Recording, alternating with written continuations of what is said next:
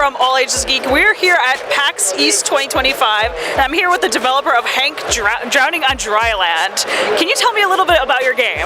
So, hello, my name is Kuba. I'm a programmer and designer of Hank Drowning on Dry Land. Like Hank, think Batman, but always drank time travel. I grew up in the 90s and I watched those Batman animated series. I love them. Yeah. So I tried to create the game that's like an episode of Batman animated series that you can play. Yeah. So basic mechanic of the game goes like this. You can basically manipulate time. You can speed it up, you can rewind it. The game is like you can rewind as far as you want. So we can manipulate time and then perform what we call time jumps. So Hank, when he approaches the mirror, he can walk through it and we can go outside at the beginning of the adventure. And now there are two Hanks there. The one that like did everything that you did up to the point you approach the mirror, and the other one that comes out that you control.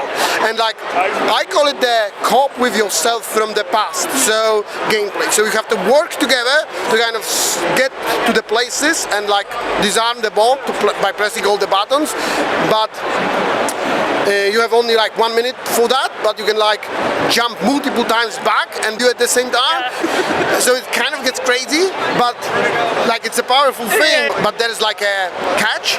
You cannot meet yourself from the past, because if you do it, because it's a paradox, so you kind of have to like help yourself, you have to hide from yourself. Okay. So it's a little bit mind-boggling. Yeah, it is an interesting like mechanics that like it's harder to move around, but you can do more. You know? Yeah. So yeah, this is basically the premise of the game. Like, yeah, what else do you want to know? So this is like, what kind of inspired the name? this is like, we were looking for a name for our hero. Like we're doing through different things, like Mayfly, things like that, and like our hero is like a broken hero. He was an alcoholic, he was doing fine, he was like outside, he didn't drink, and one day he wakes up, he has a massive hangover.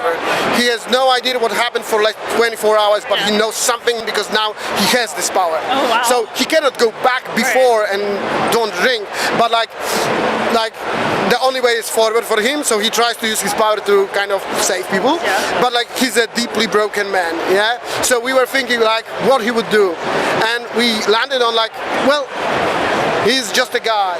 He doesn't care about like names, brands or anything. He's just a guy. He just uses his name, Hank. Awesome. I love Yeah, yeah. He's like it's a very utilitarian. He doesn't have a logo. For example, like you can see that he has an X on his back. He noticed this, that when he walks through the mirror, this fluorescent paint basically takes the color of the mirror he walked through. So he basically took a brush and he put an X on his back.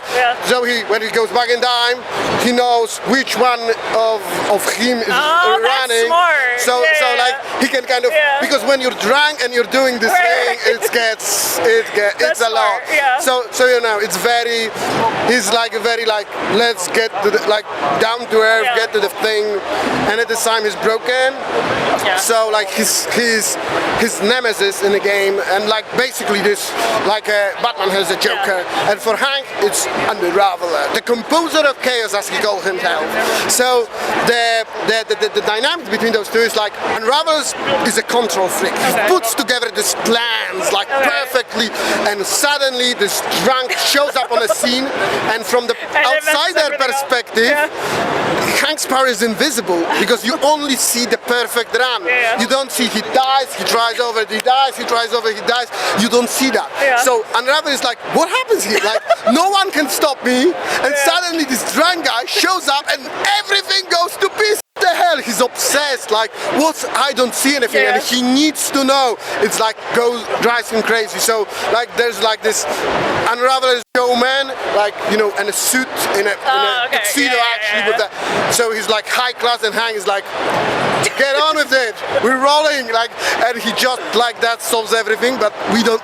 Unravel don't see the effort. And then how has everyone at PAX been taking the game? Are they loving it? Yeah, they really love the game. I'm kind of like surprised because like there is like we have like dialogue, we have some action sequence, but like this time traveling thing can get a little bit like mind-boggling, confusing. But people have been like able to like go through it, so I'm very happy.